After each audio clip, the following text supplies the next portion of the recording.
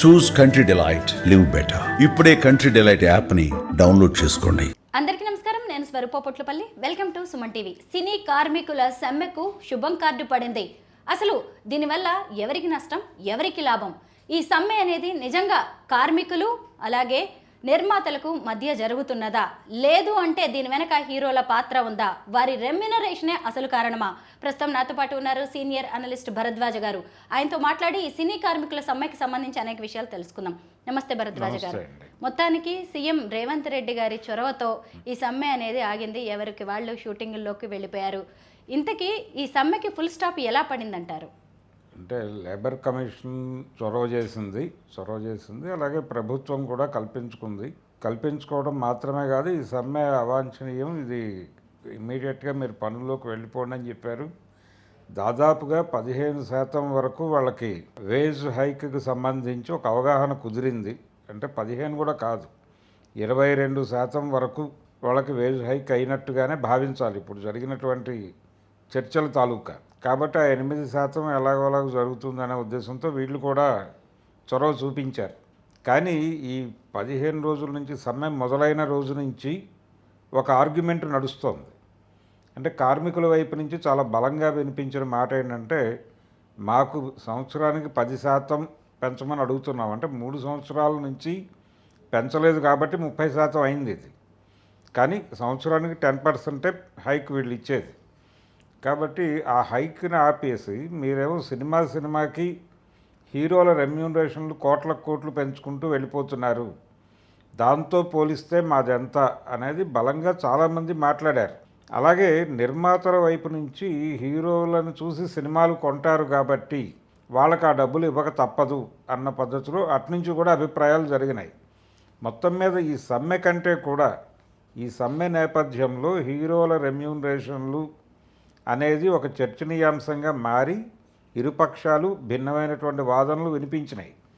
అంటే కార్మికుల జీవితాలు, వాళ్ళ కష్టాలు, వాళ్ళు పడుతున్నటువంటి నష్టాలు, దీనికి సంబంధించిన చర్చ కన్నా కూడా ప్రజల మనసుల్లోకి కార్మికులకి అన్యాయం చేసి కార్మికుల పొట్టగొట్టి హీరోలకి డబ్బులు పెడుతున్నారు వీళ్ళు అనే నేరేటివ్ బాగా వెళ్ళింది జనంలోకి. జనం ఈ సమ్మె గురించి మాట్లాడుకుంటున్న ఏరియాల్లో, అంటే ఎక్కడైనా నలుగురు కలిసి మాట్లాడుకునేటప్పుడు ఈ టాపిక్ వస్తే నిజమే కదా, పాపం వాళ్ళ కష్టాలు, వాళ్ళు ఏదో ఇబ్బంది పడుతున్నారు, వాళ్ళకి పెంచితే ఏం పోయింది, వాళ్ళకేమో 1000 కోట్లు ఇస్తున్నారు, హీరోలకి 100 కోట్లు ఇస్తున్నారు, 100 కోట్లు ఒక హీరోకి రెమ్యూనరేషన్ ఏమిటి, ఇలాంటి చర్చలు జరిగినాయి బయట ప్రజల సమక్షంలో. ఇది జరగటం వలన ఏంటంటే ఇది వాంటెడ్గానే చేశారా వీళ్ళిద్దరూ కలిసి అనే ఒక అభిప్రాయం కలిగే లెవెల్లో జరిగింది చర్చ. అంటే హీరోల రెమ్యూనరేషన్తో పాటు ప్రొడక్షన్ ఖర్చులు తగ్గించాలి అనేది నిర్మాతల మోటోగా కనిపిస్తోంది బలంగా. ఒక ధోరణిలో నడిచింది మొత్తం ప్రోగ్రాం. అంటే ఇది డిజైన్డ్ వ్యవహారంలాగే కనిపిస్తోంది. అందుకని హీరోల వైపు నుంచి స్వచ్ఛందంగా వాళ్ళకు వాళ్ళు ముందుకొచ్చి, అయ్యా మేము రెమ్యూనరేషన్లు తగ్గించుకుంటాం, మీరు సినిమాలు చెయ్యండి, ఇబ్బంది పడద్దు అన్న పద్ధతిలో ఒక ఎంకరేజ్మెంట్ స్టేట్మెంట్ కోసం వెయిట్ చేసినట్టుగా అనిపించింది ఇంతకాలం సమ్మె డ్రాగ్ చేయటం వెనకాల.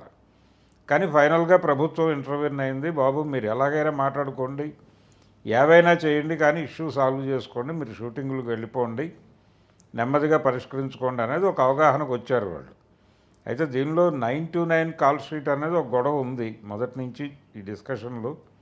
ఈ 9-9 అంటే అది యాక్చువల్గా లేబర్ కమిషన్ నిబంధనలకు వ్యతిరేకం. 8 గంటల పనిదినం అనేది మనం ప్రపంచవ్యాప్తంగా అంగీకరించినటువంటి ఒక పద్ధతి. కానీ ఇక్కడికి వచ్చేసరికి ఈ 9-9 అంటే అది 12 గంటల్లా కనిపిస్తుంది. కానీ దాంట్లో వీళ్ళు ఇంకా 9ంటికి అక్కడ షూటింగ్ మొదలై 9ంటికి ఎండ్ అవుతుంది అనేది. 9ంటికి షూటింగ్ మొదలవ్వాలంటే కార్మికులు దానికంటే 4 గంటలు ఇంటి దగ్గర బయలుదేరాలి ముందు. అంటే ఆ తర్వాత ఇంకో 4 గంటలు, అంటే 2 కాల్ షీట్లు కాకుండా 3 కాల్ షీట్ల టైం అక్కడ వీళ్ళకి నడుస్తోంది. దీన్ని లేబర్ కమిషన్ గుర్తించినట్టుగా మనకు ఎక్కడా కనిపించలేదు. ఈ 9-9 కాల్ షీట్ అనే డిస్కషనే అక్కడ లేబర్ కమిషన్ లెవెల్లో జరగలేదు. కానీ నిర్మాతల మండలికి ఫెడరేషన్కి మధ్య అయితే ఈ చర్చ జరిగింది. దాని మీద కూడా ఒక అవగాహనకు వచ్చేసినట్టుగా కనిపిస్తున్నారు.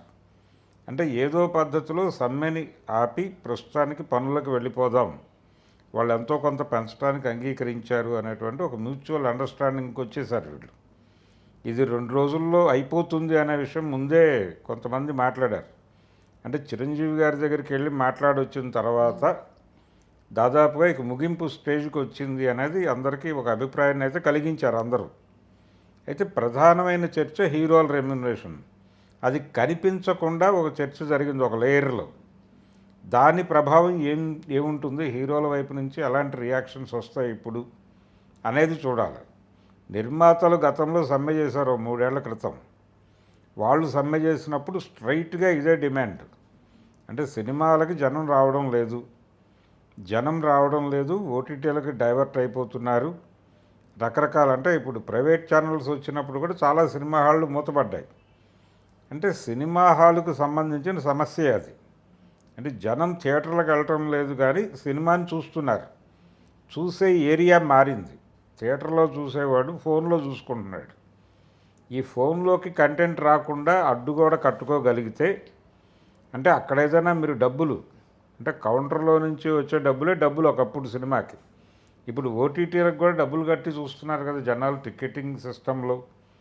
అలాంటిది ఏదైనా పెట్టుకోవాలి. అలాంటిది పెట్టుకోవడానికి ఒక మెకానిజం డెవలప్ చేసుకొని ఈ ఆన్లైన్ ప్లాట్ఫామ్లోకి సినిమా వచ్చేస్తుంది ఇమ్మీడియట్గా. షో పడిన 1 అవర్లో ఇక్కడ కనిపిస్తోంది సినిమా. దీన్ని నివారించుకోగలిగితే సినిమా నష్టాల్లోంచి బయటకు వస్తుంది. నిర్మాతలకు అంటే కార్మికులు వాళ్ళ కడుపు కొట్టుకుని హీరోలు తగ్గించుకుని చేయక్కర్లేదు. సినిమా హాళ్ళు కష్టాల్లో ఉన్నాయి. సినిమా హాల్ ఉంటుందా ఉండదా అనేది వేరే గొడవ. సింగిల్ స్క్రీన్ అనేది ఉండకపోవచ్చు. సింగిల్ స్క్రీన్ ఆడియన్స్ అందరూ ఓటీటీలకు మారిపోతున్నారు. వాళ్ళు చిన్నగా ఓటీటీలకే వెళ్ళటం లేదు, మధ్యలో దొంగదారుల్లో సినిమా చూస్తున్నారు. సినిమా చూడటం అనేది ఎవరో వదిలిపెట్టలేదు, సినిమా చూస్తున్నారు. కానీ చూసే ఏరియా మారింది. దాన్ని మీరు మీ పద్ధతిలోకి తెచ్చుకుని అక్కడి నుంచి డబ్బులు జనరేట్ చేసుకోవడానికి ఏం చేయాలో అవి చేయండి. అంతే తప్ప సినిమాలకి నష్టం వచ్చేస్తుంది, థియేటర్కి జనం రావట్లేదని చెప్పి మీరు తగ్గించుకోండి అని చెప్పి గొడవ చేయటం అనేది కరెక్ట్ కాదు అనే అభిప్రాయం చాలామందిలో ఉంది. ఇప్పుడు హీరోల దగ్గర కూడా ఆ ఆర్గ్యుమెంట్ ఉంది.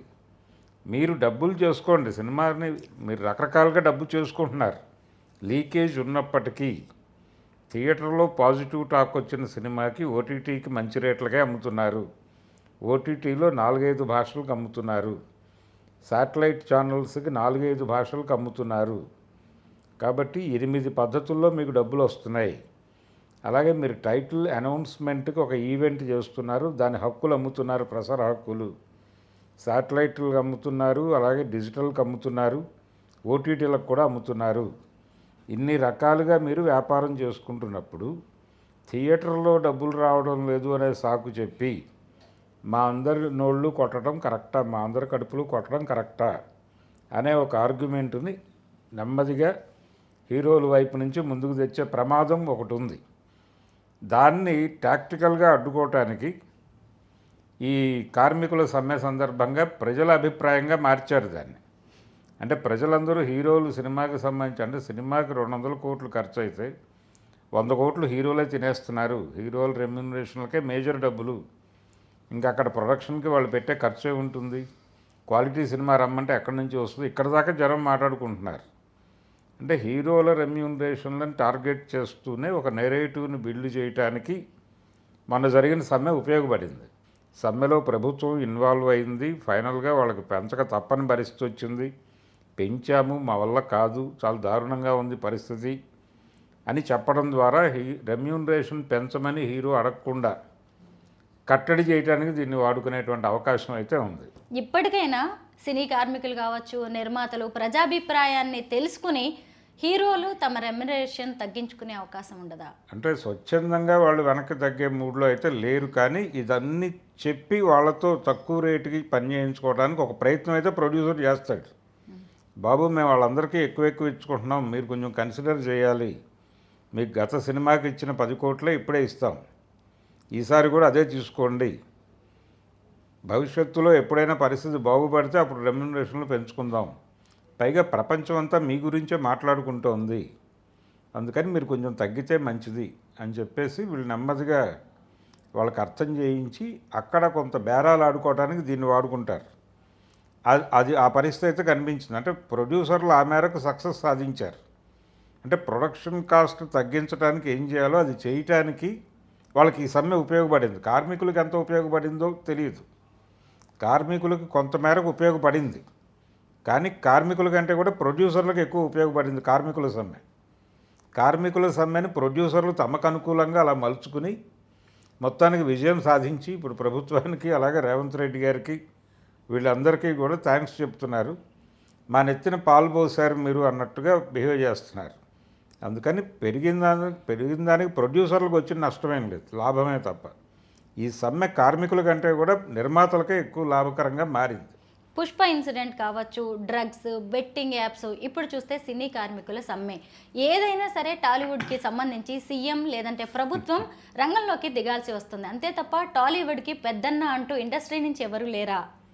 పెద్దలు ఎప్పుడు ఉండరు. అంటే ఛాంబరు, ఇతర అసోసియేషన్స్ ఉన్నాయి. మా అసోసియేషన్కి ఒక ప్రెసిడెంట్ ఉన్నాడు, అలాగే ఛాంబర్కి ఒక కార్యవర్గం ఉంది. వాళ్ళే పెద్దలు, అంతకుమించి పెద్దలు ఉండే అవకాశం లేదు. కానీ చాలామంది దాసనారాయణరావు గారు పెద్ద, సినిమా పెద్దగా ఆయన ఉన్న రోజుల్లో అని మాట్లాడతారు. ఆయన ఉన్న రోజుల్లో ఆయన ఏం చేసేవాడు, ఆయన ఇంటికి యాక్సెస్ ఉండేది. ఎవరైనా వెళ్ళి తలుపు కొట్టి ఏ సమస్య అయినా అడగటానికి అవకాశం ఉండేది. ఆ యాక్సెస్ ఉండటం వల్ల ఆయన అనుకోకుండా పెద్ద అయ్యాడు. వెళ్ళి అడిగేవాళ్ళు, అక్కడికి వెళ్ళి అయ్యా ఇది పరిస్థితి ఇలా జరిగిందని చెప్పుకోవడం. ఏ టైంలోనైనా ఎవరు వెళ్ళినా ఆయన వినేవాడు. విని వెంటనే ఫోన్ చేసేవాడు. ఆ కన్సర్న్ ఎవరైతే వ్యక్తి నుంచి వాళ్ళకి ఇబ్బంది ఉందో ఆ వ్యక్తికి నేరుగా ఫోన్ చేసి, బాబు ఇది పరిస్థితి, వాళ్ళు నా దగ్గరికి వచ్చారు, కొంచెం అది కన్సిడర్ చెయ్యి అని ఒక మాట చెప్పేవాడు. వాళ్ళు చేసేవాళ్ళు ఏదో మేరకు. ఆయన యాక్సెస్ ఇవ్వటం వలన ఒక పెద్దగా ఎమర్జ్ అయ్యాడు. ఇప్పుడు ఎవరైనా పెద్ద కావాలంటే యాక్సెస్ ఇవ్వాలి. వాళ్ళ ఇంటి దగ్గర సెక్యూరిటీ ఏర్పాట్లు ఉంటాయి. ఈ అంచెలన్నీ దాటి వారి దగ్గరికి వెళ్ళటం కష్టం. కాబట్టి అలా ఇప్పుడు చిరంజీవి ఇండస్ట్రీ పెద్ద కావాలి అనుకుంటే ఆయన కూడా ఈ యాక్సెస్ ఇవ్వాలి. ఇచ్చి ఎవరు వచ్చినా సరే ఏ టైంలోనైనా సరే తను వాళ్ళతో మాట్లాడటానికి సిద్ధంగా ఉండాలి. అలాగే వాళ్ళు ఎవరి నుంచి ప్రాబ్లం వచ్చిందని చెప్పారో వాళ్ళని ఇమ్మీడియట్గా కాల్ చేసి లైన్లోకి తీసుకుని మాట్లాడే పరిస్థితి ఉండాలి. ఆయన ఫోన్ చేస్తే డెఫినెట్గా కన్సిడర్ చేస్తాడు అవతలవాడు. కానీ అలా అవతల వాళ్ళని కంట్రోల్లోకి తీసుకుని వాళ్ళ మీద ప్రెజర్ ఇచ్చి వీళ్ళకి మేలు జరిగేలా చేయటం వలన ఆయన వీళ్ళ మనిషిగాను వాళ్ళకి వ్యతిరేకిగాను కనిపించే ప్రమాదం ఉంది. ఇప్పుడు కూడా అదే చేశాడు ఆయన. మొన్న కూడా కార్మికులతో, ప్రొడ్యూసర్లతో విడివిడిగా మాట్లాడాడు. తన అభిప్రాయాలు మాత్రం వాళ్ళకి తెలియజేశాడు తప్ప ఆయన ఎక్కడ చొరవ తీసుకుని ఇది ఇలా సాల్వ్ చేయాలి అని చెప్పకపోవడానికి కారణం అదే. ప్రతి హీరో కూడా చిరంజీవి గారి బాటలోనే పయనిస్తున్నారు. ఆయన పద్ధతిలోనే సైలెంట్గా ఉండటం బెటరు. ప్రొడ్యూసర్లు వచ్చి వాళ్ళ గోడు వెళ్ళబోసుకున్నప్పుడు ఏదో పద్ధతిలో ఓ పావులా అటు ఇటుగా సినిమాలు చేసేద్దామనే మూడ్లో ఉన్నారు ఇప్పుడు హీరోలందరూ. అంటే వాళ్ళకి అర్థమైంది పరిస్థితి. ఈ సమ్మెని అడ్డు పెట్టుకుని ప్రొడ్యూసర్లు మనని కంట్రోల్ చేసే అవకాశం ఉంది అనే విషయం వాళ్ళకి అర్థమైంది. ఆ తర్వాత పరిస్థితి ఎలా ఉంటుంది అనేది సినిమాలకు వచ్చే విజయాల మీద, రెవెన్యూ మీద ఆధారపడి ఉంటుంది. చూడాలి నెక్స్ట్ ఇయర్ ఎలా ఉండబోతోంది పరిస్థితి అనేది. మొత్తం మీద సినీ కార్మికుల సమ్మె ఆగింది, యథావిధిగా షూటింగ్లు జరుగుతూ ఉన్నాయి. ఇకనైనా హీరోలు, హీరోయిన్స్ తమ భారీ రెమ్యూనరేషన్ల గురించి ఆలోచించుకుంటే మంచిది. Thank you so much Bharadwaj garu. Thank you.